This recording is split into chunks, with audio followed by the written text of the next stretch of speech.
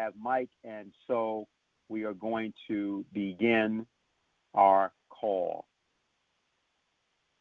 The recording has started. My name is Dennis Speed, and on behalf of the LaRouche Political Action Committee, I want to welcome everybody to the Fireside Chat with Lyndon LaRouche for today, October 3rd. We're going to be getting to Mike Billington and his presentation in just a minute. But let's put it this way. We have certainly now entered a particular kind of new chapter in American history, not because of the impeachment, but because of what the pretext of impeachment is going to allow to come to the fore. Now, it's going to astound a lot of the American people, but it will relieve other of the American people who've known that this has been going on for a long time. We have a leaflet which is up on our website called Joe Biden and Ukraine, a corrupt, dim-witting agent of British intelligence. They asked that question about Biden, and it starts with this paragraph. It says, although the Joe Biden 2020 presidential campaign is now finished as a result of the already released and soon to be released Ukraine revelations, it may very well drag on for several weeks before it has officially been declared dead. An accurate autopsy as to what the cause of death was, however, will not be submitted by the fake news media to the American people under any circumstances. This is preeminently the time to speak the truth, the whole truth, frankly and boldly, said President Franklin Delano Roosevelt in March 1933. As I learned more, and now this is another quote, as I learn more and more each day, I am coming to the conclusion that what is taking place is not an impeachment, it is a coup. They are the words of Donald Trump, but this is increasingly the inevitable conclusion, even before the Barr and other investigations are completed, that anyone that confronts the present crisis must consider even the most perplexed. I think it's very important to recognize that if you've been reading in some of the media, various people deeply freaking out about the fact that the President of the United States used the term coup, it's because they understand the implications of the President of the United States, any President of the United States using the term coup. Ask yourself the last time that happened. In fact, you won't be able to come up with a time, except perhaps Richard Nixon in some fit may have said it, but he never said it in a public sort of statement. And the importance of this is that Donald Trump is precisely correct. Of course, this has been something that we've been saying, LaRouche Political Action Committee has been saying for quite some time. And what we now will cause the American people to confront is that there is not any longer a Democratic Party. There is a former Democratic Party, which is now an intelligence agency run by intelligence agents. And it's not that they became intelligence agents just because they were challenging Donald Trump, but it is the fact that the Republican and Democratic parties, both of them, have been being run largely by the Bush family factions of intelligence. And that, as it relates to banking, portions of the military, the diplomatic services, and cultural institutions as well, much of this coordinated by British intelligence and sometimes by name. For example, in the case of Mark Carney, the governor of the Bank of England, there's been an explicit statement by him, Jackson Hole, Wyoming, at the end of August, calling for financial regime change. And then he spoke at the United Nations last week before Donald Trump at the Climate Change Summit, outlining the bankers' proposals for what was going to be dictated to the United States and to the President of the United States. Donald Trump then responded on the next day, on Tuesday, by saying that the future does not belong to the globalists. The future belongs to the patriots. And so other things have happened. Mike Bloomberg came back with something the next day, talking about abolishing carbon and particularly coal plants, making sure that no more coal plants were developed, were begun after the year 2020 in the United States, but also around the world. And those that have any conception of how coal is used in Africa or Asia know that those statements meant that what they were moving to try to do is to commit the world's banking system to a system of killing about 4 billion people on the planet. And that is not any kind of exaggeration whatsoever. Matter of fact, that figure may be low. We're talking about genocide more than 100 times worse than Hitler. It is something that they intend to try to initiate. And matter of fact, what Mark Carney called for was a reverse Glass-Steagall. I mean, and Bloomberg in a different way, which is anybody that tries to invest in technological progress, any business, any corporation, any nation, is going to be penalized by a withdrawal of credit by the banks. Now, both Carney and Bloomberg know that the United States does not work that way. The United States has sovereign power to issue national credit. And therefore, the truth is that the President of the United States can refute the climate change mafia and can refute the bankers' dictatorship. But Trump is in a situation very similar to what FDR was in 1934, when the business plot, as it's called, if you go to the internet, but it was a fascist bankers plot with the Morgans and others involved from New York, who tried to conduct a military overthrow of the United States government in 1934, but it was put down by one of the people that they tried to recruit as a conspirator, who exposed it, Smedley Butler. In any case, where we are as of tonight, and this is relevant to the next 4 days, is we are asking that you take up a certain kind of mission, which comes with the territory of being an American citizen, and that is get yourself mobilized to stop this impeachment, which is not an impeachment, it's a coup. It means going to the Congress and activating, whether that's in the town hall meeting form or getting on the phone or visiting their offices and telling them to cut this out. Anyone advocating impeachment right now, whether they recognize it or not, is part of an actual coup coming from particularly the Bank of England, the City of London, British intelligence, and treasonous factions of American intelligence that have joined it, including much of the leadership of the Democratic Party. We don't just mean Nancy Pelosi, we mean the very nature of the several, with the Obama, particularly, administration specifically. Now, everyone is aware that the purpose, or should be aware, the purpose of all of this has been to stop alliances with China, Russia, India from being consolidated by the president toward the elimination of theaters of war worldwide, whether that be North Korea or that be Syria or that be Iran. That is the purpose of the multiple distractions that have been foisted upon the presidency since January 21st of 2017. And so one of the biggest ones of those, of course, is Hong Kong. And this involves China. And of course, we now have the assertion that China now finds itself at the center of the impeachment storm because of Trump making certain references to Joe Biden and whether or not China should investigate Joe Biden and so on. That's not what's going on. What's going on is something far bigger, a much larger game.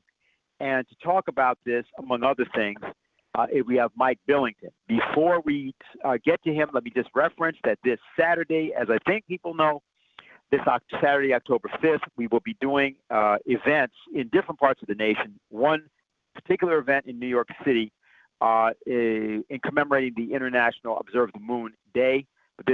Tomorrow will begin World Space Week, and we're inviting everybody to come to the New York event. If you're in the vicinity or if you happen to be coming to New York, and you can get information about that just by going up to our website or otherwise contacting our organizers. Okay, so with that having been said, I think I've covered all the areas. Want to now go right to Mike Billington. I think everybody knows him, but those who might be on who may be new, Mike has worked with the Executive Intelligence Review and Lyndon LaRouche for decades. He was a political prisoner with Lyndon LaRouche, and he is working as part of the Asia Desk of Executive Intelligence Review. And so I'm going to turn the floor over to him. Mike? Yeah, thanks, Dennis. Yeah, I think it's important that Trump this afternoon said that he is calling on China as well as Ukraine to carry out an investigation of the Biden affair. I think everybody knows that Biden took his son Hunter to China on Air Force Two. As I understand it, it was in 2013, before the Ukraine developments, although people didn't know about that until recently, but that this was either before Xi Jinping came to power or soon after he came to power. And they basically called on, arranged for $1.5 billion to be put into an investment fund that Hunter Biden was running. Wild corruption, using his being the point man for China and for Ukraine to basically arrange for literally billions of dollars for his son, a totally unqualified person who was thrown out of the military for drug use. And had no knowledge of China or Ukraine or oil or gas or hedge funds. So this, I think, is a interesting point in which this struggle with China is reaching a certain point. So what I'm going to look at, well, first of all, you've all, I'm sure, seen that the headlines over the last couple of days were all policemen shoots unarmed 18-year-old boy in the chest in Hong Kong, police suppression, and so forth.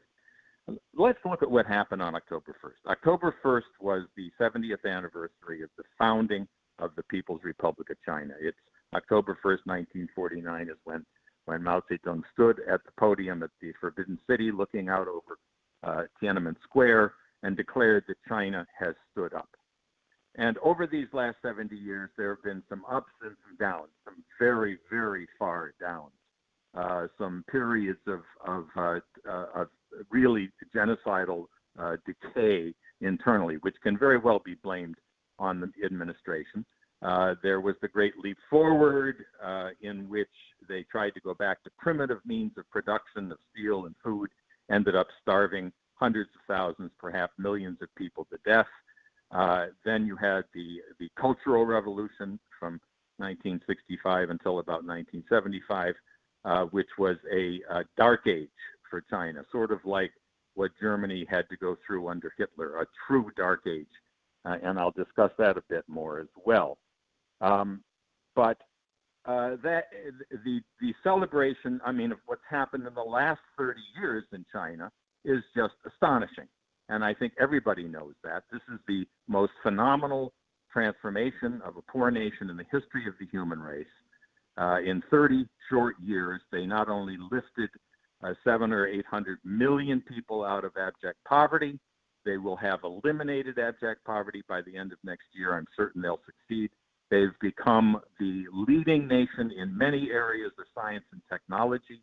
High-speed rail, maglev rail, space, where they landed on the far side of the moon. They have 30,000 kilometers of high-speed rail, more than the rest of the world combined. They have built the most phenomenal bridges and infrastructure that the world has ever seen. So there was much to be proud of. It was a huge demonstration in Beijing with massive parade down Chang'an Avenue in front of the Forbidden City.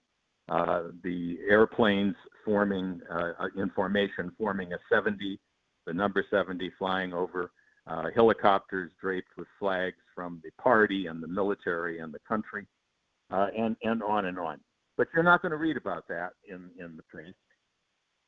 What you're going to read is Hong Kong police shoot 18-year-old boy in the chest. The Guardian coverage says, unarmed democracy protester shot in the chest. Now, I'm going to tell you what actually happened there. Many people filmed this incident, and the South China Morning Post did a great service by compiling several different angles of this incident. And what happened, in fact, as is shown in this video, is that a gang of youth, masked youth, armed with hammers, bricks, lead pipes, sharpened lead pipes, were chasing a policeman down the street. They cornered him in sort of an alley, knocked him down, began beating him fiercely. They were trying to kill this guy. I mean, these were people lifting these metal rods and bringing them down as hard as they could in their hammers. Another policeman came to the aid of the downed policeman with a gun in his hand. The mob then turned on him and began palming him, and the guy with an iron pipe tried to knock the gun out of his hand, at which point the policeman shot him. Now, he's now in stable condition in the hospital.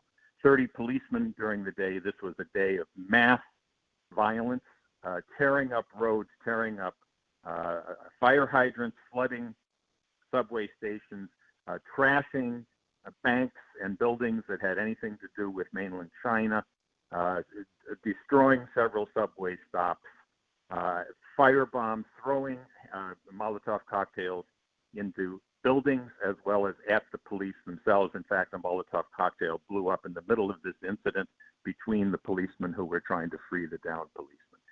This is the level of Jacobin anarchy, which is described as freedom fighters, democracy fighters, people fighting for their freedom and democracy in Hong Kong. This was a Jacobin mob of mass violence of unprecedented nature, totally supported, financed, and in many cases actually trained by Western foreign forces, the Soros, the National Endowment for Democracy, other institutions who have been at the center of regime change efforts for many, many years. And if anybody doubts this is regime change, let me just reference an article in the New York Times today by Bret Stephens. Stephens is a never-Trumper neocon. You'll get a sense of who he is because he was editor-in-chief of the Jerusalem Post back in 2003, and he had the Jerusalem Post give the Man of the Year award to Paul Wolfowitz for his successful launching of the Iraq War, the war which President Trump accurately says is the greatest disaster in American history. So that's who Bret Stephens is. The name of the article is China Heading for Crisis? The protests in Hong Kong accelerate the contradictions in Beijing. And then he says that Beijing and China are in a state of collapse. Xi Jinping in particular. Capital is fleeing the country. Investors no longer want anything to do with it. This is a quote, the loudly touted Belt and Road Initiative looks increasingly like a swamp of corruption, malinvestment, and bad debt. Xi Jinping has created a cult of personality, dictatorship, and a style unseen since Mao Zedong, China's last disastrous empire. Remember the Chinese dream, Xi's vision of China as a modern, powerful, and relatively well-off state? Forget it. And on and on. But the key to this is that he says the key to making this happen, to bringing down Xi Jinping, is Hong Kong. Hong Kong is the crisis which can be used to bring down Xi Jinping. So the same people running the coup against Trump are running the coup attempt against Xi Jinping, using this Hong Kong incident as their lever. So what is the claim is that this mass violence is in defense of freedom and democracy. Now let's look at that. That they're demanding freedom and democracy. What is it that they are demanding? And more importantly for this call and for this discussion, what is it that makes Americans believe? And I'm sure all of you have run into this. People have this, they accept this idea that this is some horrible dictatorship, a communist dictatorship, authoritarianism, that people have no freedom, they're all automatons, they have to do what they're told. Not like us, we have freedom and democracy here in America.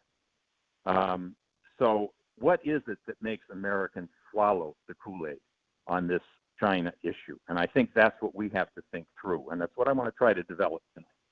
And I'm going to start but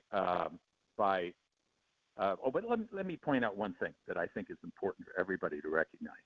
These riots in Hong Kong began when the Hong Kong government tried to put through a bill to allow extradition of criminals in Hong Kong to the mainland. And long before there were any demonstrations, there was a loud protest coming from the bankers, the U.S. Chamber of Commerce, the banks. Why? Because Hong Kong was, of course, from the beginning, the center for the British Opium Wars against the Chinese. The Hong Kong and Shanghai Bank and Standard and Chartered and Baring Brothers, all of these banks ran the biggest business in the world, the drug business. They coordinated the military operations that subdued China and forced them to accept the drugs. And it continued throughout history to be that. And when they were forced to turn Hong Kong back to China, because officially they had leased it for 100 years, so they really had no choice when Deng Xiaoping insisted that it be returned, they set up this one country, two systems policy, which allowed Hong Kong to continue being run under Western financial arrangements. And this was of benefit to China. They were able to use their connection to Hong Kong as a mediating force as they began the reform and opening up to coordinate their work with countries all over the world. And that continued to be of service. But it continued also to be a center for this wild criminality. And the bankers recognized that they can get away with murder, with drug laundering and other kinds of crimes under Hong Kong law, but they might not be able to get away with it if they were being extradited back to the mainland for crimes that were undermining the Chinese economy and so forth. So they're the ones who launched the protest.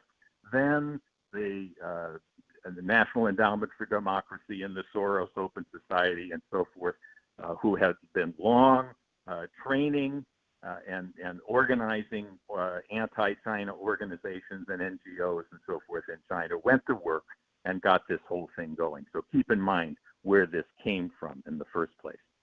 Now, what is freedom and democracy?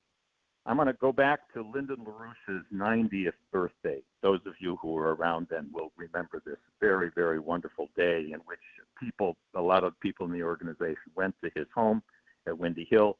And in the presentation that he gave there, he went after the two-party system. Now, he'd done this before, but he really focused on it at that point. He called it the two-party system. And he said, look, what is this so-called democracy that we have in this country? Well, we're told that we have universal suffrage. We all get to vote. We all get to choose our president. That's democracy. So he said, wait a minute. You mean we got to choose between Bush and Gore or between Obama and Mitt Romney? That's like choosing between cancer and AIDS. You get the choice of how to destroy the country and to commit suicide. This is hardly democracy. There's a reason that our founding fathers wanted a republic and that our founding fathers also warned against parties. Of course, people are going to unite to organize and fight for ideas, but the idea that you are subjected to one or two or even three parties was anathema, that they strongly warned against it. But that's what we have now. And what happens when somebody opposes this fixed environment, this controlled environment, where you're told that your freedom you find your freedom by choosing between two equally bad alternatives? Well, what happens is what happened to Lyndon LaRouche, right? I mean, he basically rejected this fake democracy. He argued that we had to go back and look at what America was meant to be, that it was based on the Renaissance idea of sovereign nation states working together with other nation states based on the principle that the people are sovereign and that every single person has the right to the development of his mind and participation in the advancement of the nation and the world. And what happened to Lyndon LaRouche? Well, you know, of course, what happened to him in terms of the entire establishment, the media, the political parties, the institutions went berserk, called him a Nazi, a communist, a racist, an anti-Semite, any name they could come up with to poison him, to prevent these ideas that had the potential of inspiring people to get out from under what was rapidly becoming a British-infested policy in the United States, especially after the death of Roosevelt and then with the assassination of Kennedy, dragging the United States into a colonial war in Vietnam that destroyed this country and the takeover of our financial system entirely by the British model of free market, free trade, and the idea that the banks themselves control government. And what Dennis just mentioned about Mark Carney and the banking crowd proposing that the banks should directly take over government and simply start printing money and giving it out to who they need to in order to keep the bankrupt financial system afloat. All of this was going on. That's why they went after Lynn. And of course, that's why they're going after Trump. Trump's he's not really a Republican, you know. He won the Republican primary by an all-out assault against the Bush family and the entire leadership of the Republican Party, including some of the people who finally came around and are with him now. But he made no pretense. He used the Republican Party to defeat what he recognized as the complete corruption of Obama and the Democratic Party, which is, as Dennis just laid out, is now not even, doesn't exist as a party. It's just an asset of British intelligence and the Obama intelligence team running a coup against the United States. So what they are throwing at Donald Trump is exactly what they threw at Lyndon LaRouche, and for the same reason, because he rejects the so-called two-party system. His voters were as many Democrats as Republicans, no doubt, and that will certainly be true in the next election, provided we do our job. And there's a big job to do, but we can do it. So what's the foreign policy side of this so-called democracy that we have here in America? Well, that's what's called the responsibility to protect. It says, we believe in democracy, and therefore there's a dictator over there who's oppressing his people, who's using chemical weapons against his people, as they say, against Assad.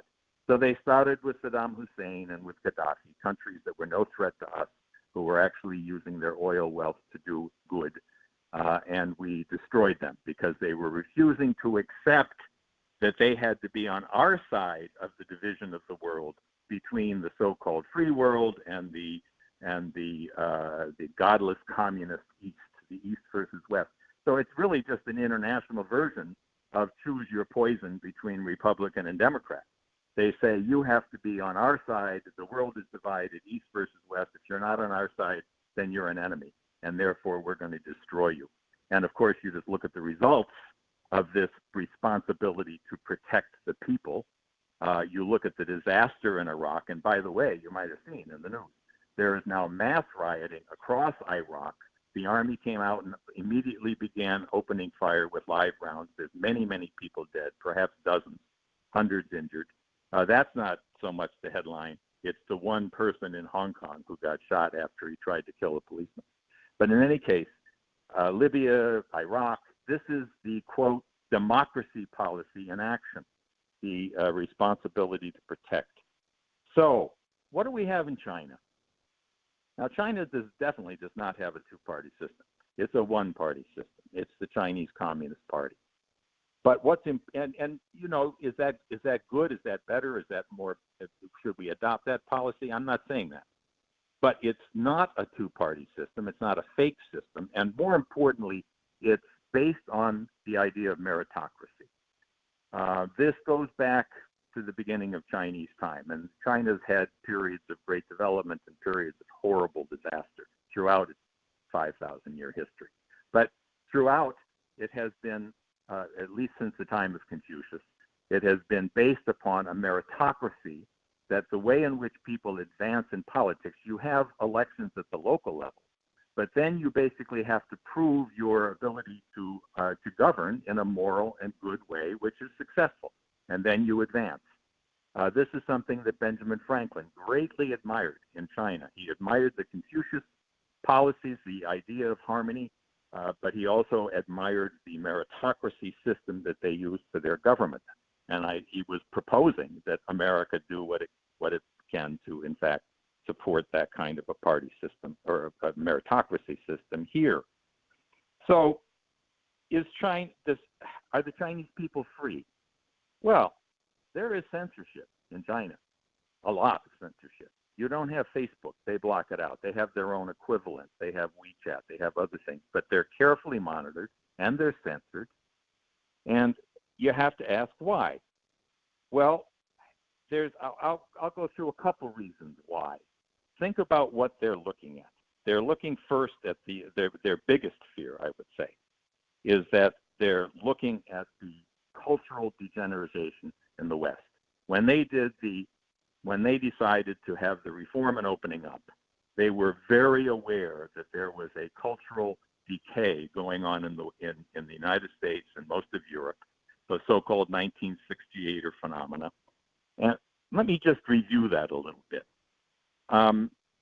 Those of you who've been around the LaRouche movement for a long time will know about this. We used to write a great deal about something called the Congress on Cultural Freedom. At the end of the Second World War, we had been in an alliance with the Soviet Union, who took a lot of the brute force effort to defeat fascism. And the communist, the Soviet policy and the communist parties within Europe after the war, and they were substantial, committed themselves to classical culture. They embraced the classical culture of people like Schiller and Beethoven and so forth. They had classical composers of their own. In Germany, you had Prokofiev and Shostakovich, not the greatest composers, but classical in style, and very much beloved by the Russian people, and great operas and so forth. This was seen as a problem in the West, and they created this thing called the Congress of Cultural Freedom that said, oh, the communist, it's explicitly anti-communist. It was actually, it was learned 15 years later that it was actually set up and run by the CIA. But its explicit purpose was to combat communism on the cultural side by saying that old classical stuff is old style. We need something new. We're the real creative people. We're going to foster freedom and creativity against this old classical culture. And that's literally what they did. They started this thing in 1950. They pulled together a lot of the artists and writers and intellectuals, composers and others in 1950 in Berlin and formed this institution. This had people like Bertrand Russell and John Dewey. And by the way, it was both Russell and Dewey who went to China back in the early 1920s and helped create a faction in what was the emerging Communist Party at that time, based on Bertrand Russell's idea that Confucianism had to be abolished. People should stop honoring the family. That was old-fashioned. They had to be liberated from family and morality. John Dewey said, you don't learn anything from books. You have to get out of the schools. He called it de-schooling. Get out and learn from the peasants, and not this intellectual culture and so forth. So this became a faction in the Communist Party. You had people like Zhou Enlai who rejected that and always represented a different faction committed to science and culture. But that was in the early 20s, but really that became embedded in China, and 40-some years later you had this cultural revolution, which was really the carrying out of this Bertrand Russell, John Dewey, Congress on Cultural Freedom type of lunacy. Also at this event was Irving Kristol, founder of the neocon movement. And the whole idea here was to create freedom in culture. And what we got was modern music, modern art, and I think you all know what that is. Modern music basically said destroy the structures that kept music contained. But these were the structures through which the great composers were able to construct ideas which could be conveyed to others, and to basically convey the creative process to people who were the audience to this music. And art, you've seen what they call modern art. Instead of having structures which convey concepts and ideas which can help uplift the creative process and the people who are audience of this art, no. Art is something that's different, anything original. Anything that's original is creative, right? So creativity was no longer the creation of beauty, the creation of something which uplifted people to creativity in their own minds. No, it was just anything that's original, throwing paint on a canvas and calling that a work of art. So this was a direct assault on creativity. And the Chinese, looking at the West, especially after the 68ers, after the U.S. not only gave in to the British by becoming a colonial war power with Vietnam, but also the British invasion of drugs, of pornography, of libertarianism. They saw this, and they had to protect themselves from that at the same time they opened up to those who still represented the idea of science and technology, industrial development. So this is what they were dealing with. And how did they do it? Well, they have a lot of censorship. And you might say, well, that's bad. That's not freedom. But, we have to think, what are we going to do about what's happened to this country? What are we going to do about the fact that our children have been induced to have no future, of course, until we're beginning to see it now with the Moon-Mars project from Trump. But before that, there was no sense of a future. They were told, no, do what makes you feel good, take drugs, have sex, violence, play violent video games, which turned a bunch of these kids into mass killers. I mean, this was a culture of degeneracy that we have to figure out how we're going to deal with that. And of course, we have to counterpose a great culture, a classical culture. But you also have to deal with what are we going to do about this British underbelly of counterculture. So this is the way the Chinese are dealing with it. Is it the best way? I don't know. It's hard to say, but they are protecting their populations from this bestiality. And they're promoting ascetical education. Now, Helga gave a speech in Xi'an just several weeks ago. It's on the website. If you haven't read her speech, I encourage you to do it. She's basically addressing the Chinese, trying to convey to them why this anti-China insanity is sweeping the United States and Europe, but especially the United States. I think you all know this. The FBI chief, Christopher Wray, has launched a massive assault, what he calls an all-society assault against Chinese and Chinese Americans who are scientists, who are students. He's instructed virtually every university and science center in America that they must spy on any Chinese or Chinese American and see if they're stealing the scientific secrets that they themselves have discovered and sharing it with the Chinese. So who's been targeted? People doing cancer research. It's a crime to find a cure to cancer and share it with the Chinese. This is literally, I'm not exaggerating, that's on the basis on which people have been thrown out of their jobs and some of them deported. This is a level of insanity which Helga addresses very beautifully in that speech, so I encourage you to read it. Now, there's a second fear in China that I wanted to address. I've mentioned already the Cultural Revolution. I think my sense of how that got started in 1965 was that Kennedy was assassinated. The British dragged the United States into a colonial war in Vietnam, conducting the most massive bombing in the history of the human race in Laos, Cambodia, and Vietnam, all along the Chinese border, obviously threatening a full-scale invasion of China. At the same time, the U.S., the British, and the Australians orchestrated a mass slaughter in Indonesia of the largest communist party outside of Russia and China, which was the Indonesian Communist Party, PKK, allied with China, a peaceful party.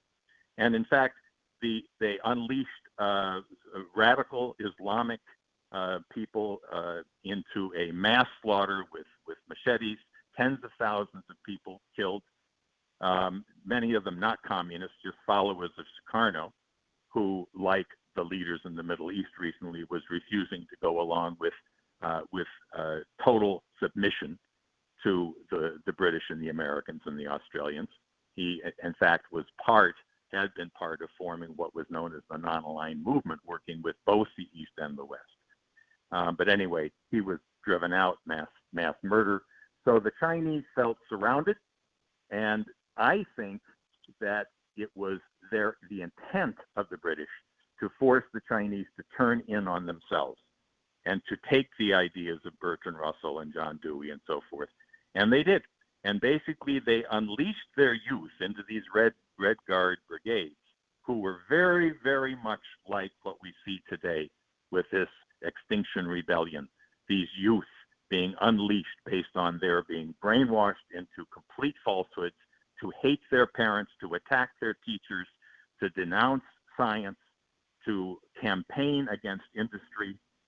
And it was only, again, because of Zhou Enlai being there to protect science that they were able to survive that nightmare where the schools were closed and people were just like Greta Thunberg, close the schools. Who needs to learn? And the schools were closed and people sent out to work with their hands in the dirt. We only survived that. The Chinese only survived that really because of Zhou Enlai. And then finally Mao died. And after a period, Deng Xiaoping was able to get people to recognize what a nightmare that had been and launched the reform and opening up. And by the way, the first thing he did was that he sent tens of thousands of youth to the U.S. and Australia and Britain and Russia and Japan for education. That was the key. That was the real opening up. So when they look at what happened, for instance, in 1989 at Tiananmen Square, what they thought was, oh my God, we're going to have another nightmare of a cultural revolution, and they shut it down. And they then banned George Soros, who had created the two main organizations that organized the youth out onto Tiananmen Square at that time. And when they look at Hong Kong, they definitely see a foreign-induced mass chaos, something that would clearly lead to the destruction not only of Hong Kong, but eventually to the destruction of China itself. So this is what has been induced there. The real issue at stake in looking at what do we mean by freedom and democracy and so forth, it's the question of the one and the many, the relationship between the individual and his society. And I would say that the Renaissance in the West represented the victory of Plato over Aristotle. The feudal societies before the Renaissance, you basically had an Aristotelian kind of society in which there were rulers and there were slaves. There are only two kinds of people, Aristotle said. There's masters and slaves. And the slaves or the serfs really had no individuality. Their existence depended on serving their master. The Platonic idea that, in fact, every human being has the creative powers within his mind to make profound discoveries and to contribute to the advancement of civilization as a whole, which he showed even by showing the famous case where he took an uneducated little slave boy and had him solve, showed that he had in his mind the capacity to solve a fundamental geometric problem, that it's there, that exists in everybody's mind. And this idea basically succeeded in the Renaissance in becoming the basis upon which people like Nicholas of Cusa were able to create what became known as the nation state, where instead of the people serving the king served the people. The people were sovereign, not just the king. And this became the basis for for Western civilization and the nation state.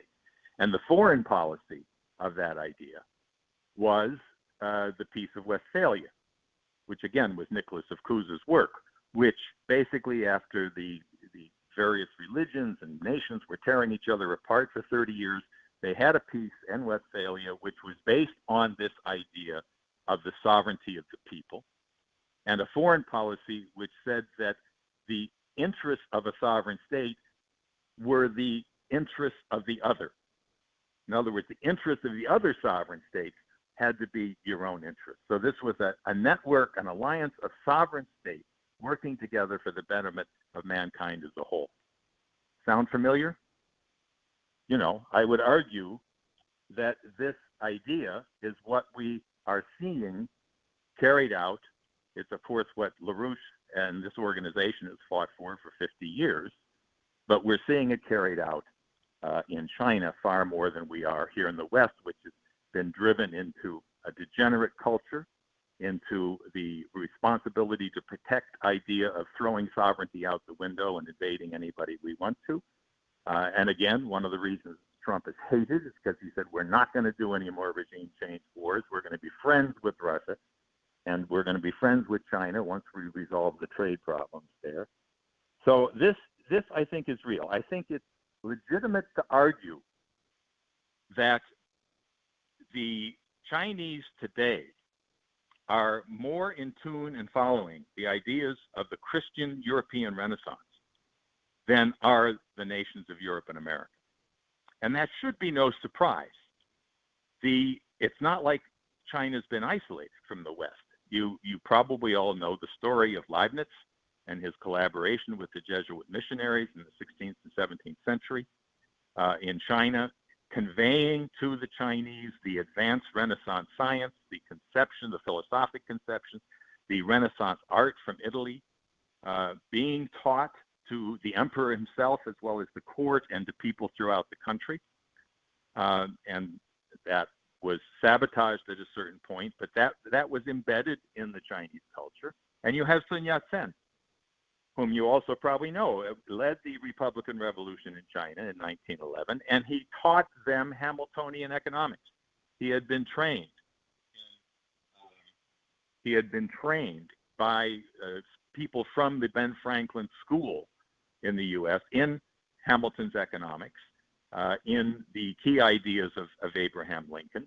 His 3 principles of the people were directly from Abraham Lincoln, and that's what he taught the Chinese people. And that went up and down. You know, he was repressed at certain points in his ideas, but they're embedded in the Chinese culture. And in fact, I think it's extremely important. I just heard today that you probably all have seen the huge portrait of Mao on the Forbidden City, looking out over Tiananmen Square. But I understand that they put a huge portrait of Sun Yat-sen on an accompanying building during the October 1st celebrations. This is extremely important. The revival of Confucianism, the restoration of Sun Yat-sen's ideas represents their embrace of these Western ideas publicly, so-called Western ideas. These are universal ideas. They're not Western. But, you know, the whole British division, East versus West, breaking down that division and looking at the human race, I think it's legitimate to say that we in America must get our population to recognize that we have to first defeat this coup. We have to free Trump to do what he's committed to doing. But we have to go beyond that. We have to actually lead the effort to bring this country into the Belt and Road, to bring about the 4 powers. In order to have the new Bretton Woods policy, this requires that we have an international cooperation, and it requires that we have a truly global renaissance.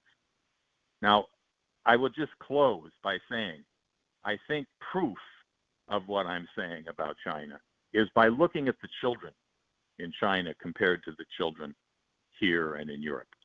And as we've said for year and year and year, it's finally being reversed by the fact that Trump has launched the Moon-Mars mission. He's giving people a sense of hope that we haven't had since the time of Jack Kennedy. But up until now, what have you had? You've had perpetual warfare. You've been legalizing drugs. You've been told to go out and decide whatever gender you feel like being that day, having sex with whatever kind of thing you can get a hold of. It's been a constant cultural degeneration. And children had no sense of having a future, so they succumbed to this kind of vile, evil stuff. The Chinese kids have a tremendous future. They've watched the transformation of their country. They've seen their parents transformed. They've been educated. Every Chinese child has to go through, there's 9 years of compulsory education. And to get out of the 9th year, you have to have very strict examinations in 5 subjects. That's mathematics, chemistry, physics, Chinese literature and culture, and English literature and culture. Every Chinese child. And they have like 99.5 literacy now in school attendance. This is a nation that is, and there's orchestras proliferating all over the country. There is a sense of optimism. And, you know, the kind of thing that I read to you from the New York Times is just so far from the truth. The kind of lies that you see are so far from the truth of what's taking place in that country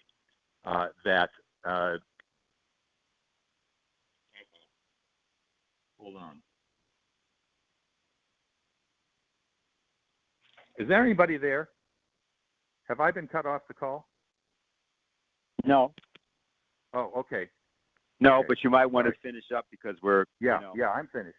I was just going to say that what you have there is this tremendous sense of going someplace, which we have to universalize. It's very much up to us. So that's what I wanted to end with. Okay, very good. We're going to open up the queue now. Q&A session has started. To ask your question, please press *6. On tonight, and they're going to want to be whatever. We want to make sure we get to everybody. And now we're going to open up, I guess, in a minute, as soon as I can get myself in position here. All right. So there's various people on, so let me go to the first person here. Hello? Hi, this is Brandon from New York. Hi. I'm just wondering, like, if for somehow they actually do go with impeachment on Trump, which is, I think, is very unlikely. Won't there be hearings in front of the Senate where couldn't it backfire on the Democrats where their corruption and connections of foreign influence be exposed? Yeah, virtually. Look, I think the main reason they're doing this, which is so absurd, they all know that it's not going to go through the Senate. They're doing it partially just to tie Trump up. But more importantly, they know that their goose is cooked. The truth of the overt conspiracy run between Christopher Steele, Dearlove, the British intelligence networks that worked hand in hand with Brennan and Clapper and Comey, and this guy Mifsud that Attorney General Barr was over investigating in Italy over the last few days, that this apparatus was carefully orchestrated to carry out a coup d'etat against the United States. And Dennis is absolutely right. The fact that the president finally has said what we've always said, which is this is not just a misguided effort, not just animosity against Trump or something. This was a British coup. What's the definition of treason? It's carrying out an act against the government on behalf of a foreign power. And that obviously was not Russia. That was proven to be total lies, absolute garbage, concocted in Ukraine and in London by Christopher Steele. The same Christopher Steele whose dossier here had written multiple documents about Ukraine, working with the Obama State Department, Victoria Nuland, and Biden, who was the point man for Ukraine, who oversaw the Nazi coup against the elected government in 2014 under Obama and Soros and Victoria Nuland and so forth. This was the intentional imposition of a overtly fascist government, openly supporting the ideas of Stefan Bandera, who was Hitler's ally in Ukraine during World War II, carrying out pogroms and mass murders of Jews and gypsies, driving the Hungarians and the Russians out, and so forth. So this was done with the intent of creating a Nazi regime to, as I think Trump said the other day, Ukraine was a buffer between Russia and the UK. Interesting way to put it. But which Trump, in his phone call that was released recently, explicitly said the former U.S. ambassador in Ukraine was a bad woman working with bad people. So here's Trump explicitly identifying this neo-Nazi government that has now been replaced by Zelensky, a very interesting guy, not some godsend. We don't want to overblow it, but he's doing very interesting things to bring peace, to reestablish relations with Russia, and he absolutely is going to help expose the Ukrainian networks that were working with the British to carry out a coup against the United States. So why are they doing the impeachment? It's more to be able to say, as all this stuff comes pouring out, and these people are not only going to be driven out of office, but many of them will go to prison, they're going to say, oh, this is just an effort to get around the impeachment, or you're just trying to cover up your crimes, or something along those lines, because there's no sense to it. There's no sense to this impeachment. It's the same people running the coup against Trump who are trying to bring down Xi Jinping in China. By the way, they're also trying to bring down Boris Johnson in England. They don't want the Brexit to happen. Lynn long identified the beginning of the surge, global surge against the British imperial institutions as having really begun with the Brexit vote in London, and then similar votes that took place in Italy, the election of Duterte in the Philippines, and this kind of surge, which then the election of Trump here really consolidated in terms of where we can go. That's what they're trying to stop, is this open global fight against the British Empire, which is now within our grasp. So I think you're right. The impeachment it can't go anywhere, but it can screw things up, and that's what they're trying to do and give them some justification for opposing the coup. For instance, all you hear now is that Trump is trying to dig up fake dirt on Joe Biden. Well, that's not what he's doing. He's going after the coup, and Biden happened to be right smack in the middle of it and his corruption. So, of course, you have to expose the corruption. But more important is the fact that we're going after that coup apparatus, which Biden and Obama were at the center of. Okay, we have 7 people in the queue, so we're going to try to get through them. Here we go. Okay, can you hear us? Yes, howdy there. This is Jose from New York. So today, there was an organizer from this new organization called Eat the Children. And this organizer attended Alexandria Ocasio-Cortez's event on climate change, and this organizer spoke the logical implication that we're not doing enough to stop climate change and that we should eat the babies. And so her report to the Congresswoman has gone viral and has been shared by many people on Twitter. And Alexandria Ocasio-Cortez has responded herself by saying that this person may have been suffering from a mental condition, and it's not okay that the right wing is mocking her and potentially making her condition or crisis worse. Be a decent human being and knock it off. Other people believe that this organizer was being completely serious and sane and are calling it a byproduct of the green apocalypse, right? That if we don't do anything, the world will end. So I just wanted to throw that report in. Very good. Let me add that there also Donald Trump Jr. tweeted out, "Seems like a normal AOC supporter to me." So did the president. Okay, and then Donald Trump tweeted out, "AOC is a whack job." That's great. Good work. Okay, we'll go to the next person. Oh, press star. Dennis, why don't you briefly tell them the story about the modest proposal? I don't know that let's just say that one of the things that what everyone on the call should do, and this is something some of our other organizers might speak to anyway tonight. I don't know if they will or not, but everything has changed out there. We have people who are coming to the tables. We're signing up as many as 24 or 25 people. That means people becoming explicitly members of the LaRouche Political Action Committee. Often the way this happens is somebody shows up to protest against one of our tables. Usually they have a sign or they might come ringing a bell. Then what happens is other people seeing this come over to see what is going on. Sometimes they think that the people who are yelling are actually with us, and sometimes they come over to defend us. Anyway, what has been occurring more and more, just so people know, is that there's a much different environment out there in the organizing. You should come out with us. Anyway, Jonathan Swift made something called a modest proposal, and maybe there's some people that may have something to say about that. And the concept basically, well, here's what the concept is, as I understand it, about this organization, Eat the Children, which I see the premiere a couple days ago.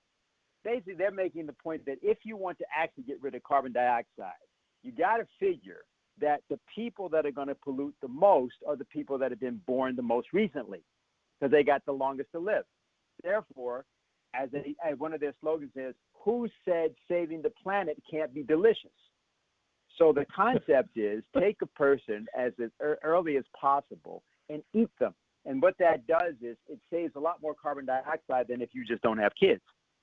So basically what has happened is that this organization is going out, and some of our organizers have been out there campaigning, opposed to them, saying, well, we don't think it's a good idea to eat kids. We think actually there's not really a crisis around this.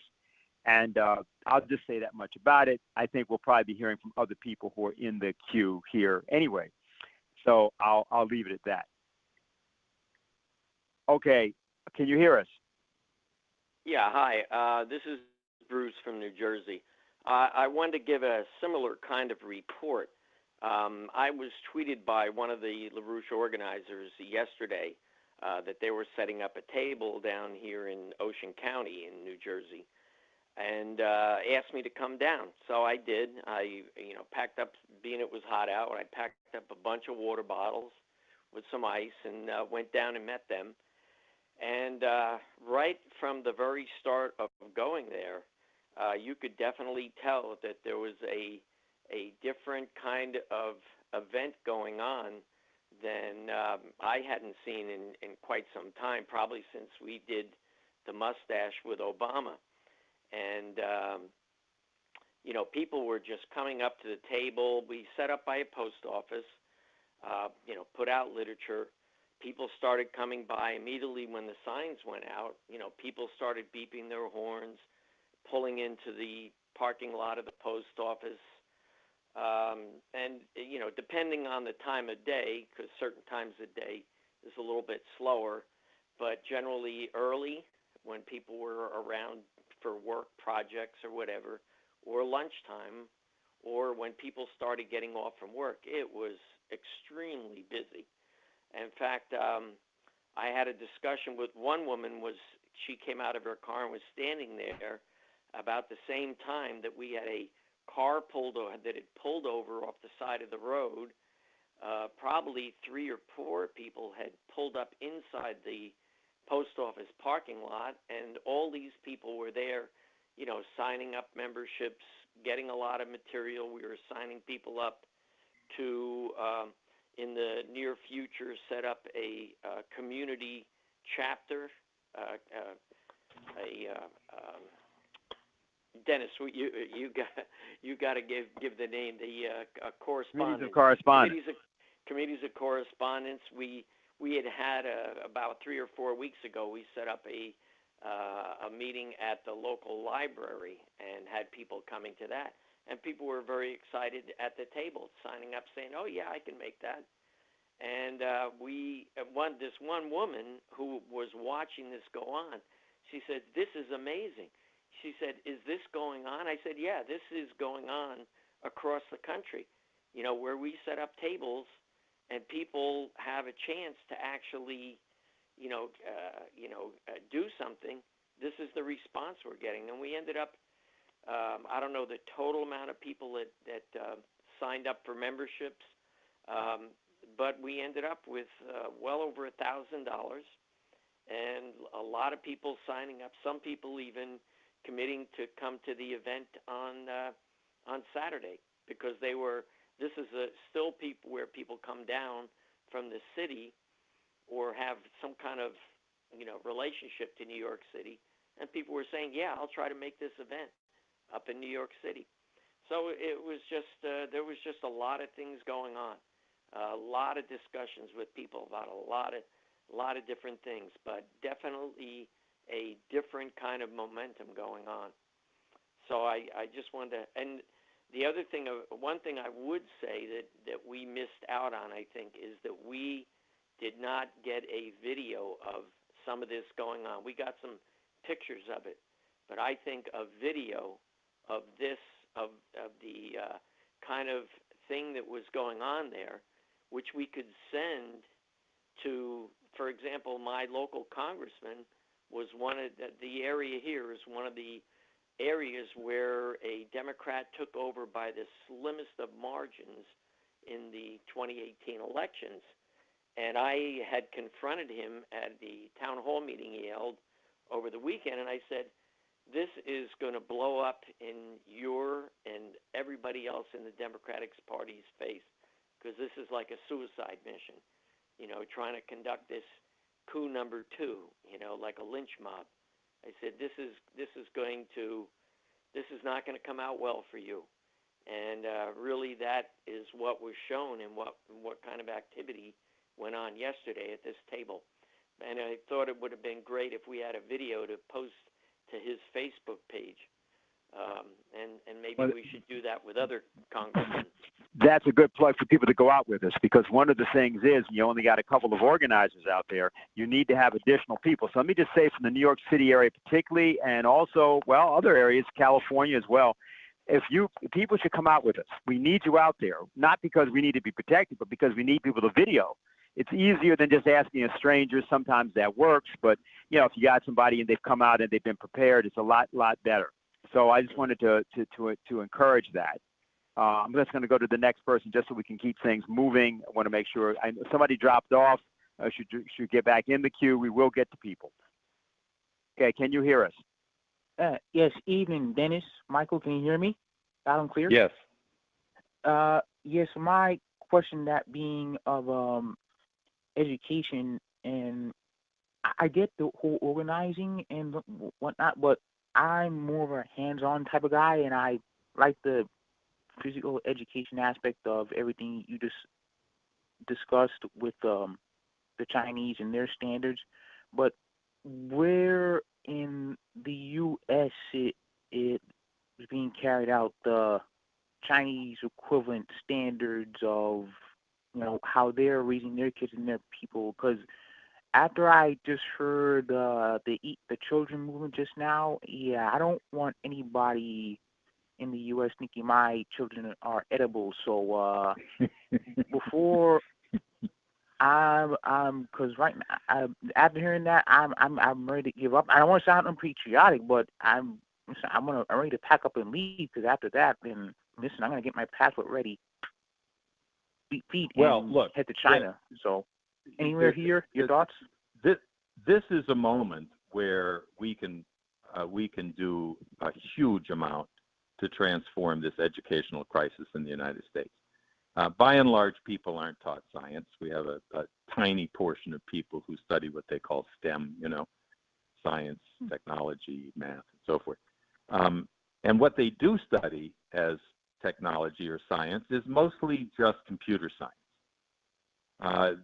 Basic physics, basic chemistry has gone by the wayside. And even more importantly, they literally call teaching people the kind of insanity that we heard from Greta Thunberg, they call that science.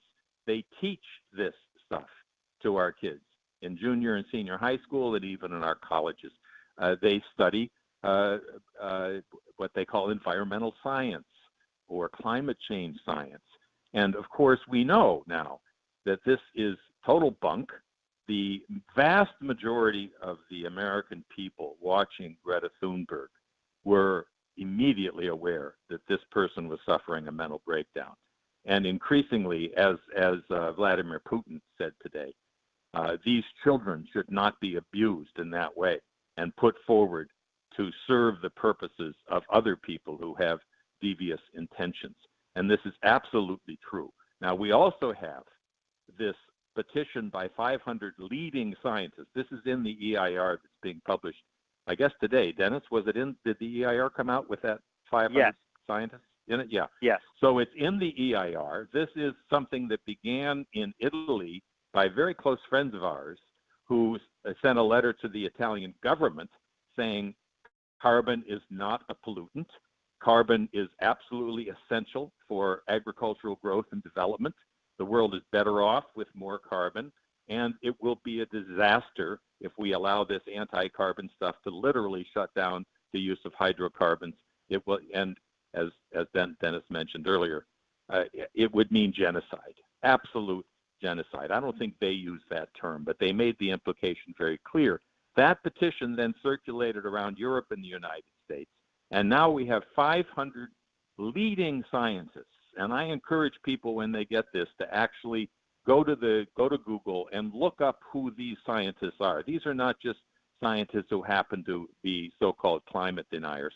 These are the leaders of leading scientific institutions in countries all over Europe and the United States, and some outside, who are simply declaring the gig is up. This cannot be tolerated. We must return to science. Now, you put together the shock of this extermination rebellion stuff, and I hope you've all seen our special report now, which is that CO2 suppression is mass murder done by the British and Wall Street. That pamphlet has all the intelligence you need to inform yourself on the. You don't necessarily have to learn all the science, but we have it there for you to study, and people should study the science itself. But they absolutely should see that a growing number of the world's leading scientists are finally picking up the cudgels and recognize they cannot remain quiet, that the future of humanity is at stake. Now, as Dennis said, we're going into the campuses and getting a tremendous response. We were a little surprised ourselves that they have not taken the Kool-Aid, that there's lots of people in the campuses who want to get back to science and who want to have some information. So this is a time where we can take on the curricula that have infested our universities and our high schools with this garbage and basically wage a fight for real education. And I think the Chinese example is a useful one to put forward. We should try to pull together the actual figures of how many Chinese students are coming out as scientists and engineers compared to in the United States. Lynn used to say that our schools were teaching culturally relative basket weaving instead of science. Now, unfortunately, it's even worse than that. It's literally anti-science.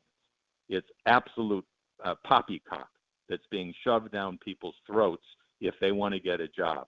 And that's true, by the way. If you want to get a job as a so-called scientist, you have to accept these computer-generated models and accept the idea that we have to somehow stop industrial progress, convince the third world that they should, like Obama told them, don't aspire to have air conditioning in cars because the world will burn up. This is racist genocide of the British sort, which has been infested into our schools, and this is the time for us personally, each of us, to take responsibility for breaking that down. Okay, very good. We'll go to the next question. Okay, are you able to hear us? Hello, this is Larry in Michigan. Hi. Can you hear me? All right. Yes. Yeah. I think, based on facts that I've read on LaRouchePAC.com and facts that I've seen, read, and heard elsewhere, that beyond a reasonable doubt, there is a treasonous criminal coup against the President of the United States, and there's in the highest places in our government, and at private sector too. And this isn't the first time. This is not the first time this occurred, or these types of activities had been occurring at the highest levels in the United States prior to 2014. And this definitely needs further investigation. It's very serious investigation. What do you think? Right. Absolutely. And it's happening. It is happening. We're now seeing that there is a serious investigation.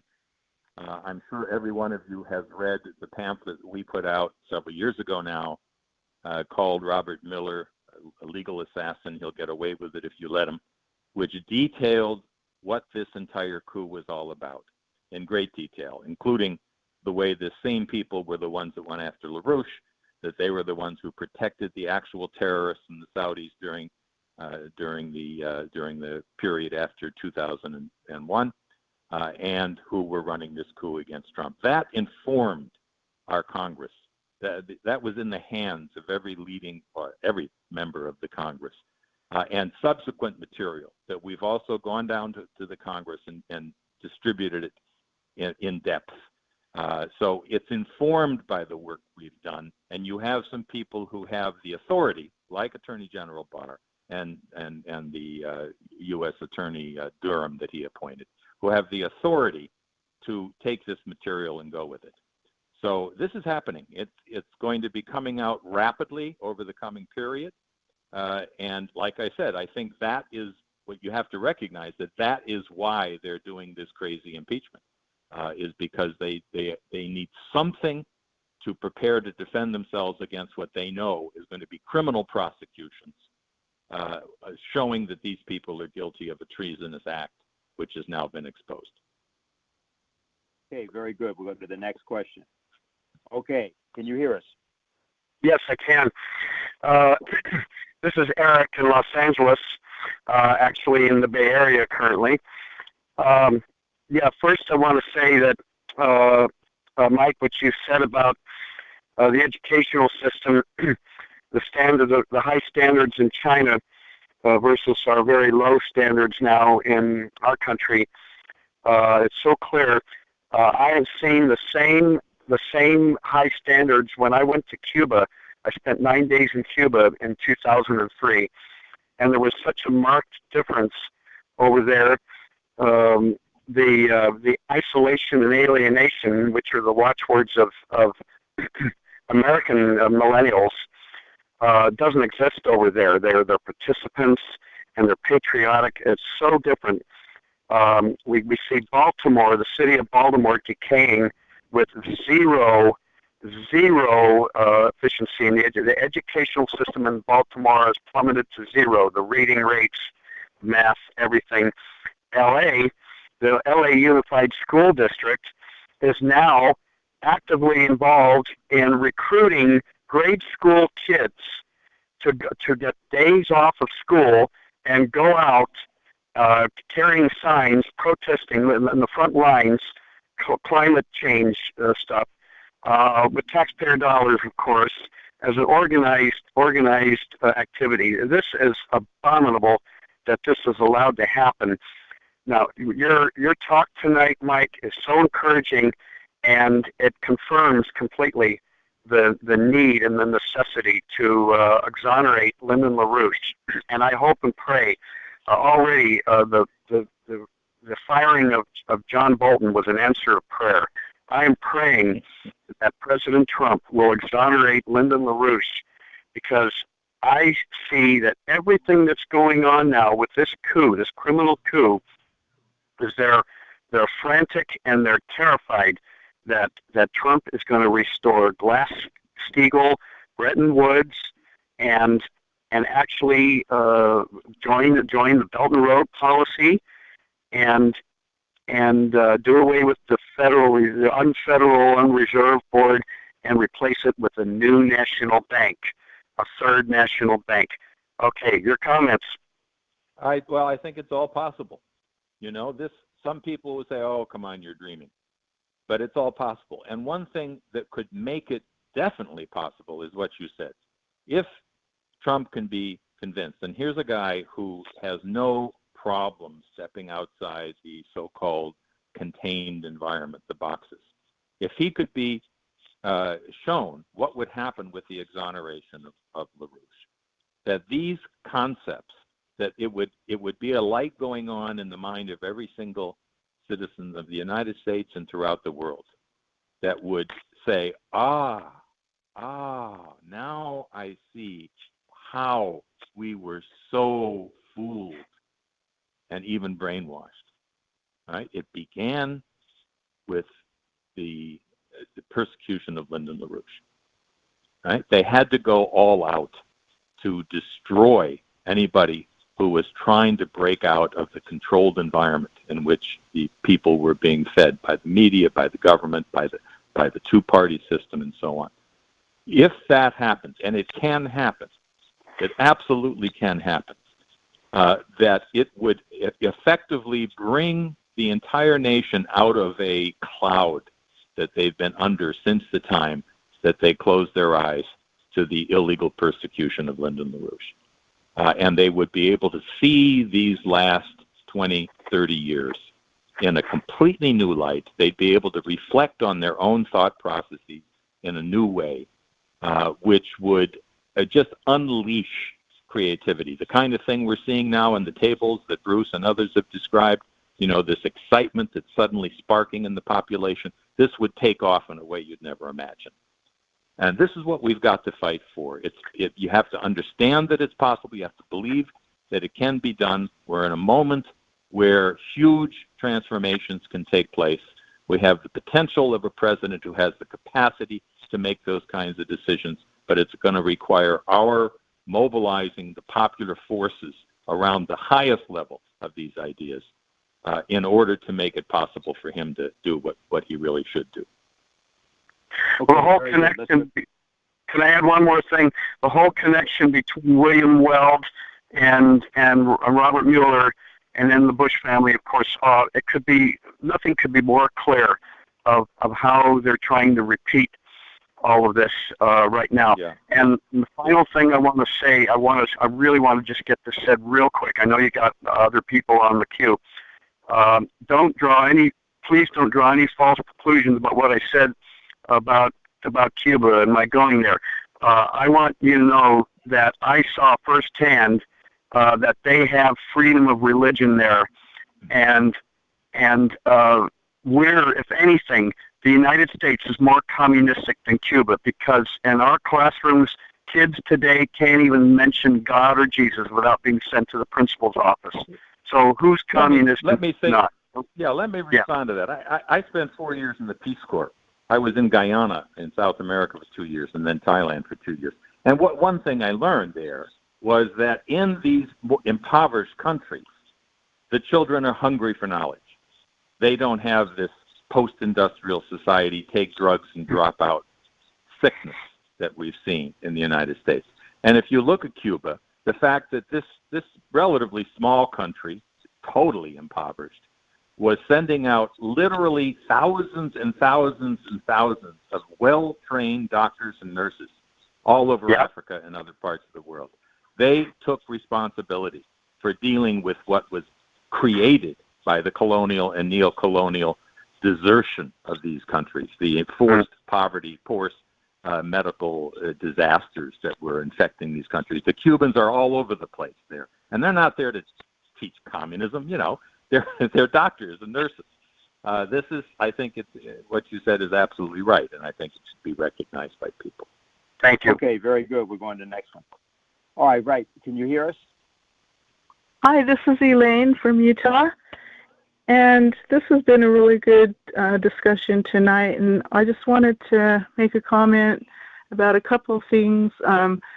One about the arts, of what has been mentioned already about the corruption of arts, the art program in the schools, which is really, I've found that to really be the case, and I think that we should, as a movement, that this should be like a big push to educate the population of what the arts, how important the arts are, because our children are not being educated they don't have a good art program in the school, the arts.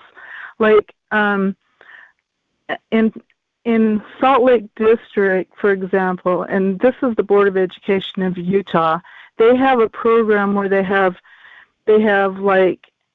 train special people to take on the special responsibility, to go around to the different schools, and they're supposed to observe the art program, and they're supposed to be like, a guide, they're supposed to have this special training in the arts. And it's basically, they're teaching people, the people who take these positions, it's corruption of the arts. Like, they teach them that, the main idea about arts is entertaining. A huge focus, the main focus is on entertaining. And the whole purpose of what the arts is about is completely corrupted. And they're training people to take these special positions to go around and brainwash all of the art teachers in all of the schools throughout the whole district. And this is like, I'm talking about, I've experienced the Salt Lake District, but it's done through the Board of Education, which focuses not on just that one district, but throughout the whole state. And, they have specialists, they call them specialists, to go around and corrupt the thinking of the teachers so that they totally brainwash the kids. Elaine, you get the idea. Are you trying to have him respond to that? Because it's absolutely crucial. I'm sure you're in Utah. I don't think we have a chorus in Utah because we probably don't have enough people. But we are forming these choruses everywhere we possibly can. It's difficult to take on the plastic arts and painting and so forth, but it has to be done. It has to be done. The most immediate way of reaching into people and also into institutions with this fight for aesthetical education is through music. And I'm sure you've watched the beautiful concerts that Dennis has had a major role in putting on around the memorial for Lynn, around the everything we do. We basically turn into a beautiful concert with beautiful music and forming choruses, bringing people in and their children to learn that they can participate in creating something beautiful, not gospel music or rock and roll, something beautiful. And in doing so, people are transformed. They break through a lot of the kind of neuroses that people don't even know they have. It's just part of our society. And when they participate in creating beauty, they're transformed forever. I've probably told you probably all heard my story about when I was in prison. Paul Gallagher and I were at the same prison for a while, and we created a chorus of prisoners. These are, not quote, not good people. But as we learned by being in prison for 10 years, most people who are not, quote, good people have some good in them. And what we found was that by bringing out these people, none of whom had ever sung in their lives, and certainly never had any familiarity with anything truly beautiful, let alone participating in making that beauty, this transformed those people in a way that you simply can't express. Every one of them at some point or other came to me and told me that. They said, I'm never going to be the same. This is just, I had no idea that I could actually participate in this kind of beauty. And what you're saying about the art classes, we know this is true in the music classes as well throughout the country, that they're not teaching music, they're teaching counter music. They're teaching drums and strum and guitars maybe. And this, again, like the whole education issue, the whole question of the aesthetic education is absolutely crucial along with the scientific education. So I agree. This is a big fight. Can we do something to get the changes in the schools, and well, like I said, this is the time where we can do this because people are suddenly being shocked into a realization of how bad things have become. And one thing in specific we're doing about that, I just want to reference, is that some of our younger members, have committed themselves to sort of resurrecting our earlier youth movement. Because, of course, what's been going on around the climate change, that's why we're at the colleges right now. That's exactly why we're going there. And what is happening is that we are getting a surprisingly not just good response, but people are relieved that they see us there. And I think what's important is to just recognize that there's a way for us to give people hope, and once you do a little bit, then a lot of other things happen. These interventions we're doing, these discussions, that's how you're going to transform. That's what brings back the idea of inspiration to people. When you have the idea of inspiration, then education follows. Yeah, because people they don't even think clearly. There's all this relativism, and people think that there's no objective truth, and they can't even think, they can't think outside of the box. You have to get the education, you have to educate the educators. We have to educate the teachers. This is a social program. So that's really why we approach it the way we do, is because we realize that has to be done. There's no shortcuts. You can't just write a new curriculum. On these phone calls. Yeah, right. People on these calls. Yeah. Okay. Okay, good. We're going to go to the next person. All right, are you able to hear us?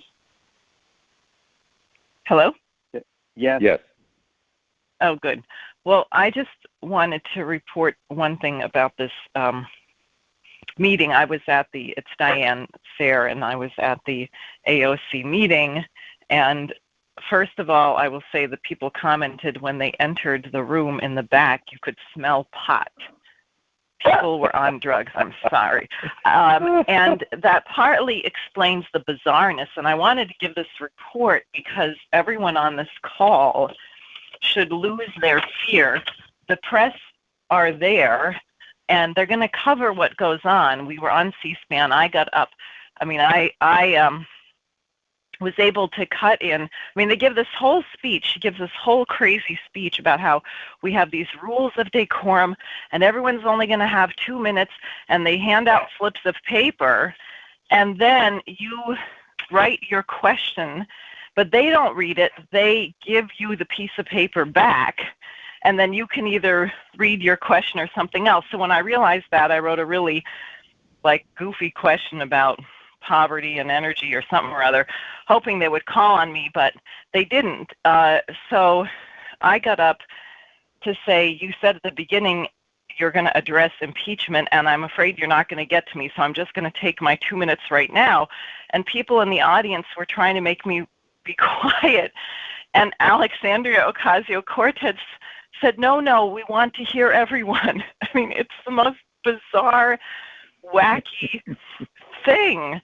And so I took my 2 minutes to talk about the British-run coup against Trump, and then she said, okay, now we do have to keep our order, so I'm going to answer the next question, but after I answer his question, I'm going to come back and say my response to your question. I mean, it really, and nobody there got all that upset. I mean, it was so when the distraught young lady was talking about eating the children, it was as if people were too drugged out to notice. I mean, it is really wild, and therefore, the more we can do, no one should be nervous or afraid about going to a meeting, and if they don't call on you, just get up and talk. I know that's what Don did, and Bruce Todd have been at meetings with other congressmen in New Jersey. We have to do this. The world needs us, and they're clearly looking to see what kind of response, or, Dennis, you have more thoughts on this. But I just do want people to know this question of the pot and the drug addiction and the whole society being zoned out is extremely real and very sensuous. Yeah, I just think people, what Diane said, think about it. Why did they legalize marijuana in Washington, D.C.? Now, we can say a lot of things, right? But basically what had happened was it had reached the point where the staffers and the Congress people and several of the people in the bureaucracy were getting pissed off that their drug dealers were getting arrested, because a lot of the way that the marijuana is moved in a place like that is that people do deliveries. Right? You deliver the marijuana or the other drugs to the house. And what would happen is that, some people had their drug dealers on speed dial and so on. Not a joke. So basically, there was an embarrassment, and also, of course, it was inequitable, right? Because if the staffers are using, and then the people in the community can't use, but then they're sort of hanging out with the people in the community because they want other kinds of drugs, it became an issue. Now, while that should be a joke, it isn't. And I think what's relevant about what we're doing, and remember, Trump is not part of that. I mean, Trump is he had I think his brother was an alcoholic, I believe. But he had, he's anti-drug, and he's against this whole sort of scene. And he is not seen as part of any of this. So I think it's not just a drug question, of course. It's the other element of what Diane pointed out, which is the impeachment. But this woman, Alexandria Ocasio-Cortez, I think the president had it right. I understand, by the way, if I'm not mistaken, I believe that the the Eat the Children episode has now been retweeted. I think it's up to, it's at least 500,000, but it may be 1.5 million. I'm not quite sure. People are reading sort of, yes. And the memes are appearing also. There's one meme of a little baby, little bare butt baby, with the saying, "the green new meal" underneath it. So obviously people have decided to have some fun with this. I think people should join people. Diane, of course, is always out there. Other people of our organization are going out. Let's have some fun. Let's get out there and do some interventions. We really do need to video these things. I just wanted to add one other thing. After this meeting, I waited outside to hand out the leaflets on the Biden thing and talk to people. So these two guys came out, and I said, "Were you there for the AOC meeting?" And they said, "Oh, yeah, we were there." I said, "Maybe you didn't see me. I'm the one who interrupted on impeachment." They said, "Oh, no, we just got there at the end." And I said, "Well, don't you think this impeachment is a waste of time?" And they kind of looked at me. I said, "I mean, really?" I said, "Now, Trump is really anti-war. My sister was in the military, and I, just said he calls for ending these wars. We go to get our troops out of Syria, and Mattis resigns. Did you ever think about that?" I mean, it was so easy to organize them. I mean, and partly because of this drug problem, and then other people, you end up with just a bunch of people who really have no strongly held opinion about anything. And that's the other reason for us being there, because we can just turn this, but you do have to be there to speak. Okay, very good. So we'll go to the next person. Thank you very much for that report. Can you hear us? Yes, I can. This is Wayne in Virginia. I just want to get your thoughts on this, the Attorney General Barr's investigation. Go ahead, Mike. I mean in general? Yeah, well the fact that he's been in Italy and UK lately, and there's not a whole lot, information being disseminated from it. No, they're not going to put out stuff up to this point. But they're dead serious. I mean, Barr has already told the Congress that he knows there was spying. He's not sure. He's not going to determine without investigating whether or not it was justified. But we now know that the Horowitz report, the DOJ's Inspector General, is about to release his report on the FISA, and those it might not be as strong as we would hope it to be, but there's no question but that the only reason they got those FISA grants to carry out the spying on the campaign was because of the Christopher Steele dossier, which people tried to say was Russian intervention in the election, supporting Trump and so forth, or trying to expose Trump. But the point is, this is the British scam. All of this was the British, Ukraine, Italian, Australian network. The guy Mifsud was teaching in a school in Italy at the time.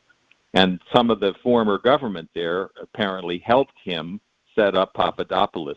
And the entire investigation was based on the idea that Papadopoulos told the Australian ambassador that he had information about the Russians having dope on Hillary Clinton. It was a total lie. Never happened. Papadopoulos, in fact, doesn't remember even mentioning anything about so-called DNC emails. So the entire operation is ready to be blown apart, exactly the way we have always defined it to be. In other words, there's really nothing new. What's happening is that what we have always known happened and documented happened is about to be made public. And Barr is serious. Durham is serious. Trump is obviously serious, right? And identifying it for what it is. It's no longer just a scam, a fraud. It's a coup. And this is extremely important, that means he and the people around him are now looking at the treasonous attempt to bring down the government of the United States by the British and their assets. So we're on the brink of a transformation of history of unprecedented proportions, and we have to push like hell, because they're going to do everything they can to start a war or break it down, undermine this process. But in fact, we're on the offensive, and we have to take the ball and go with it firmly over these coming weeks and months. Okay, we're going to the next person. And while we do that, let me point out that it's that the Eat the Children episode has 1.3 million views on Twitter. So that's different than the people also doing there's other things going on with it as well. Okay. Are you able to hear us? Yeah. Can you hear me okay? Yes. Yeah.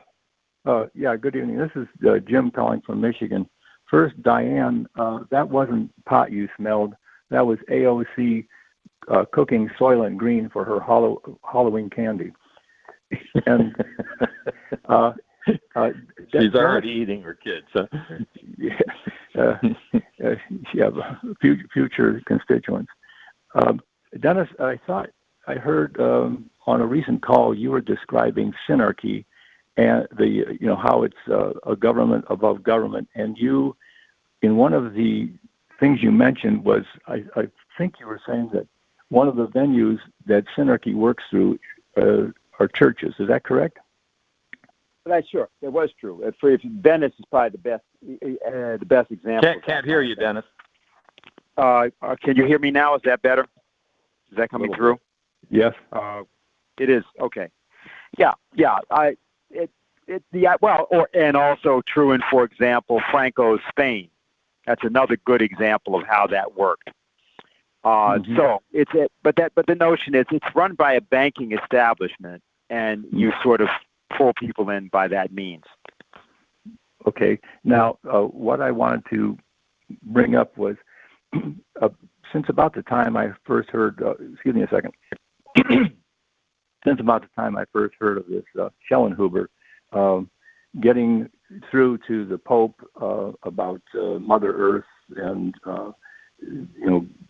things should be going for the green and all, I have talked to a variety of people since that time who are, churchgoers, but they're engineers, they're school teachers, people who have good positions, and they want to really believe that the CO2 problem really is, one, a greenhouse gas, and two, they have been getting a lot of their information from their pastors, their preachers, the priests, whoever. And I thought when you mentioned that about synarchy, I just thought that was a real good venue for the, like you say, the bankers to get through to the people through the World Council of Churches, which I know just about every religion, Christian religion, is tied to. So I thought maybe that would be an important thing to talk about, how you can get to people who want to espouse about CO2, climate change, because they're getting it, they're believing it because their pastor has told them, even though they hear it through the news all the time. So what do you think? Do you have the new pamphlet, Jim? The new special report? Yes, Susan Bowen had sent it to me, and I just started reading it yesterday. We're going to be doing that's I think 64 pages. We're going to be doing a shorter version in a big run, like 5,000 or 10,000 copies, like we did with the Moon Mars project. And it's extremely important that you read and study that you have the science in your head, not just the counter argument, but the actual science. And that you then take this, especially when we get the mass pamphlet, get it out to people like that, get them to read it. In the current EIR, you have this, I told you have this petition by 500 leading scientists. Run off copies of that and give it to these people and tell them that they have a moral responsibility for knowing scientifically, not just being told somebody's opinion, but that they have a moral responsibility to know what the science is. So it's an urgent situation. This eco-fascism is real fascism. It's something with which they can, in fact, bring down the productive economy in the United States and Africa, around the world. It has to be combated with truth, with science. So this is one of the tasks that we have. In fact, I don't think you mentioned it, Dennis. We're going to have 2 more days of action. I forget the days. Maybe you know, Dennis. But Helga the has 10th and the 15th. Pardon me? I think it's October 10th and October 15th, I believe. Yeah, that sounds right. Yeah. So Helga has written a new leaflet, which focuses very much on this eco-fascist issue. And that will be mass circulated. It'll be on the website tonight. That also, you should run off copies, leaflets. You should either join one of our deployments if you're nearby one, or simply go out yourself. And certainly with people like you're describing, get this into their hands so they understand the science and they understand the danger and the intent that this is coming directly from the Bank of England head, Mark Carney, and his associates. They have evil intentions. It has nothing to do with the truth and everything to do with their finding a excuse for imposing deindustrialization, diverting credit from anything useful into propping up the bankrupt financial system. So this is an urgent issue, and you really can and must take personal responsibility with the kind of people you described to get to them. Okay. Now, what you mentioned about the 500 scientists, that's in the current EIR? Yeah, the one that just came out today. Okay. Does it just mention it, or do they don't have a listing of who the scientists are and who they're connected with? I hope they did. I don't know if they printed the whole 500 list or not. They may have only printed the 14, what they called ambassadors, the people leading this in the different countries. But I don't know. I'll have to see it myself. Did you see it, Dennis? Do you know if they printed? I believe the whole it's only the 14 names which is in there. Yeah. Okay. Okay. But right, there'll be a link. There'll be a link there where you can get to the 500 names, and it's worth going there and looking through and seeing what extremely high-level people these are. All right. Well, thank you. All right. Very good. And we have the final question, it looks like here. All right. Go ahead. Can you hear us? You may be muted. Yeah, I'm here. Yeah, I was. Can you hear me, Mike? Yeah. Oh, great. This is Alvin, and far out, dude. Advice for anyone who runs into what Diane did.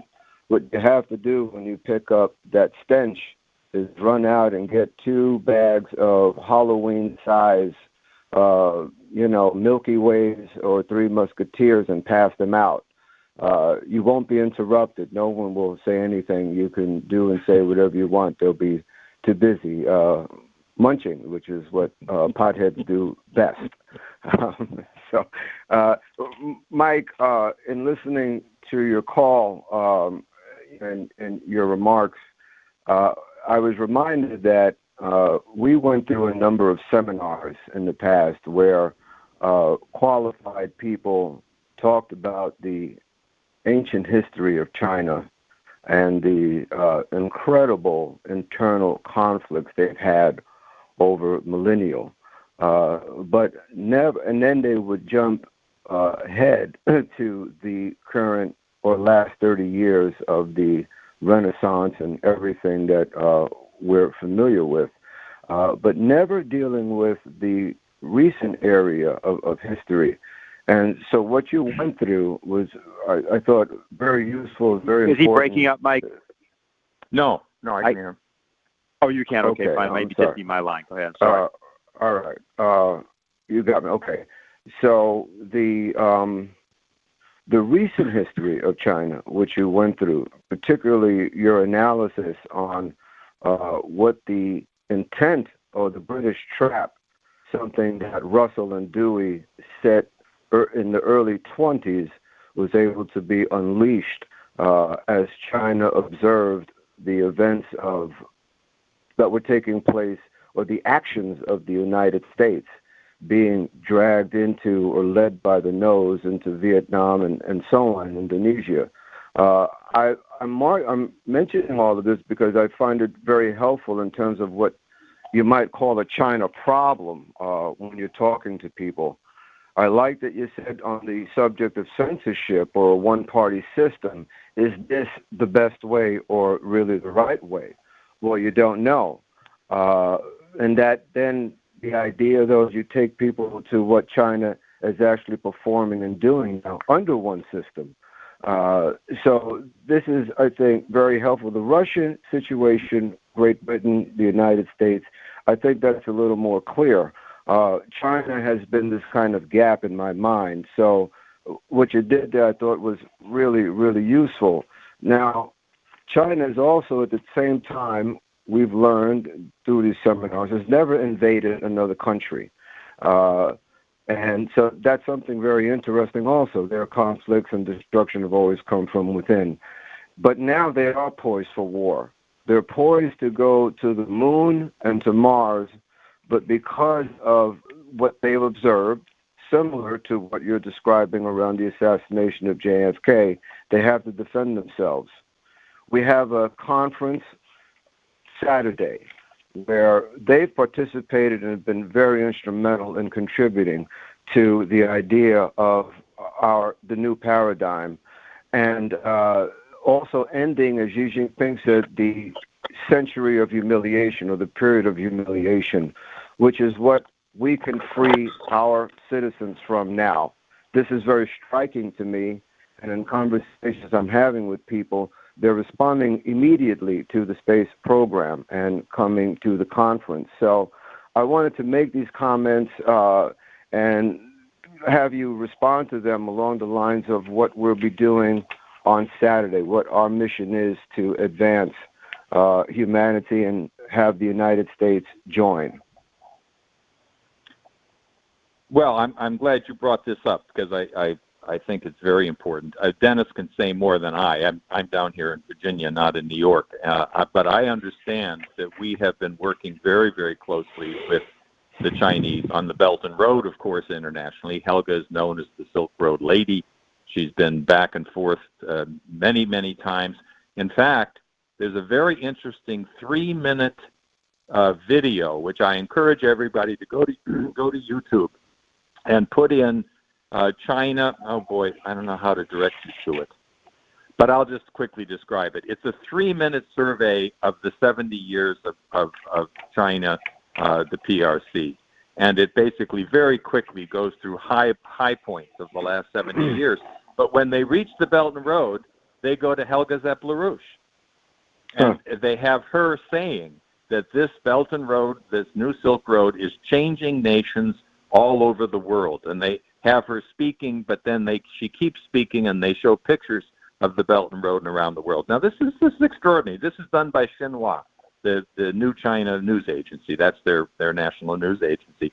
They put out a video to encapsulate the 70-year history of the People's Republic of China, and they look to Helga Zepp LaRouche as the spokesperson for the Belt and Road program and how China is taking their amazing transformation out to the rest of the world. I think this was really quite telling, that the depth to which they appreciate that she and Lin were the people who introduced this idea of the new Silk Road, who all along kept working throughout the world to get people to understand it. And when Xi Jinping came along and adopted the program, that we worked closely with the key people in China to take this out to the entire world.